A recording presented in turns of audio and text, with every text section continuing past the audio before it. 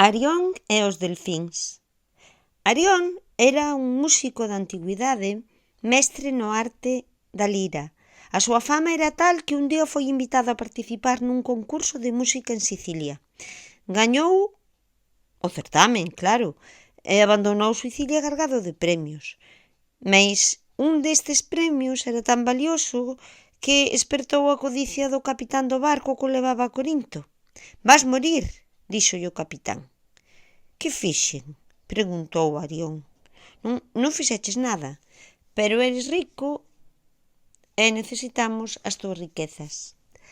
Arión suplicoulle que lle perdoara a vida, prometendo que o cubriría de ouro, pero o capitán non quixo escoitalo. Arión dirixeuse entón aos deuses e invocou a Apolo, o protector dos músicos, e Apolo indicoulle que solicitara tocar a última vez na proa da nave, e logo se lanzara ao mar. O capitán aceptou. Arión, vestido cas súas mellores galas, púxose a cantar ao tempo que tocaba a lira. A súa voz era tan fermosa, tan harmoniosa, que un grupo de delfíns acercouse ata a nave para poder escoitalo mellor. Entón, cando remataron a súa canción, Arión botouse ao mar, como lle dixera Apolo, mentras a nave seguía a súa ruta. Os delfíns rodeárono, un deles cargouno ao seu lombo e, veloz como unha flecha, levouno hasta Corinto varios días antes da chegada do barco.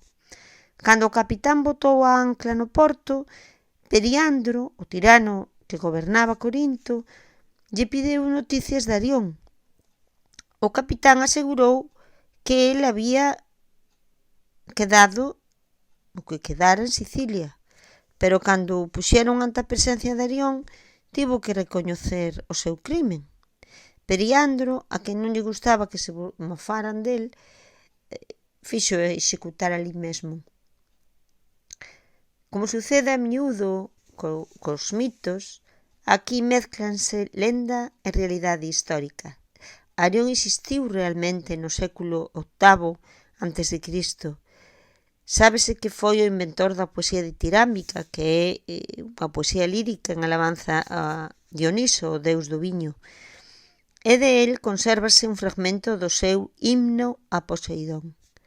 En canto á sensibilidade dos delfíns respecto á música, é un feito ben coñecido polos estudiosos do mundo animal, e máis, en todo o perímetro do Mediterráneo hai casos acreditados de pescadores caídos ao mar e salvados por delfíns que os levaron ata a orilla. Con todos estes elementos, a memoria popular creou este mito magnífico, e Arión, levado sobre as olas por delfíns, foi representado a miúdo en mosaicos gregos e romanos.